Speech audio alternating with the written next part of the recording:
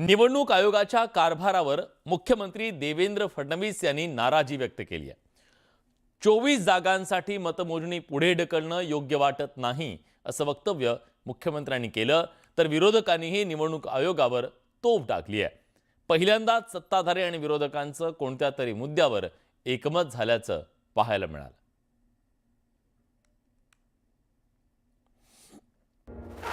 या सगळ्या प्रक्रियेमध्ये निवडणूक आयोगाने सुधार आणला पाहिजे आणि किमान पुढच्या निवडणुकांमध्ये तरी असं होणार नाही।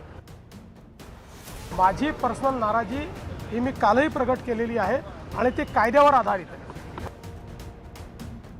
इलेक्शन कमिशन वर सामान्य माणसांनी विश्वास कसा ठेवायचा? तुम्ही 18 दिवसानंतर किंवा 19 दिवसानंतर रिझल्ट लावणार। धन्य आहे हा महाराष्ट्र।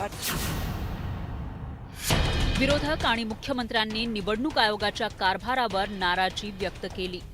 त्याचं कारणही तसंच होतं। 3 तारखेला होणाऱ्या मतमोजणीची सर्वच उमेदवार आणि कार्यकर्ते प्रतीक्षा करत होते। मात्र आता ही मतमोजणी थेट 18 दिवसानंतर म्हणजेच 21 डिसेंबरला होणार आहे। त्यामुळे घोषित केलेल्या निवडणुका आणि निकाल पुढे जात आहेत। याकडे मुख्यमंत्र्यांनी लक्ष वेधलं। मला असं वाटतं एकूणच ही पद्धती फार योग्य नाही, पण उच्च न्यायालय खंडपीठ स्वायत्त आहे। त्यांचा निकाल सर्वांना मान्य करावा लागेल। निवडणूक आयोग स्वायत्त आहे। उमेदवार मेहनत करतात, प्रचार करतात, त्यांचा भ्रमनिरास होतो। यंत्रणेच्या अपयशामुळे त्यांची काही चूक नसताना या गोष्टी होणं योग्य नाही, असं देवेंद्र फडणवीस म्हणाले। निवडणूक आयोगाला राज्यात आणखी खूप निवडणुका घ्यायच्यात। आता या सगळ्या प्रक्रियेत निवडणूक आयोगानं सुधार आणला पाहिजे। किमान पुढच्या निवडणुकीत असं होणार नाही हे बघितलं पाहिजे, असा सल्ला मुख्यमंत्र्यांनी निवडणूक आयोगाला दिला। खंडपीठाने दिलेला निकाल असेल तर तो सर्वांना मान्यच करावा लागेल।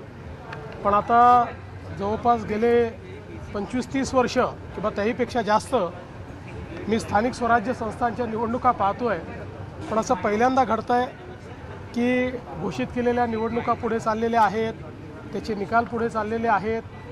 मला असं वाटतं की एकूणच ही जी काही सगळी पद्धती आहे ही पद्धती काही फार योग्य वाटत नाही। अर्थात खंडपीठ स्वायत्त आहे, त्यांनी निकाल दिला तर तो सगळ्यांना मान्य करावा लागेल। केवळ 24 ठिकाणी निवडणुका व्हायच्या आहेत म्हणून 284 पैकी सगळी मतमोजणी पुढे करणं हे मला तरी योग्य वाटत नाही। कसं पाहते म्हणजे आता मुख्यमंत्री स्वतः नाराज आहेत, आम्ही काय बोलू शकतो त्याच्यावर?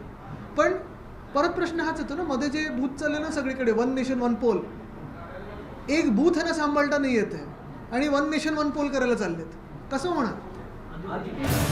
विरोधी पक्षांनीही निवडणूक आयोगावर कठोर टीका केली।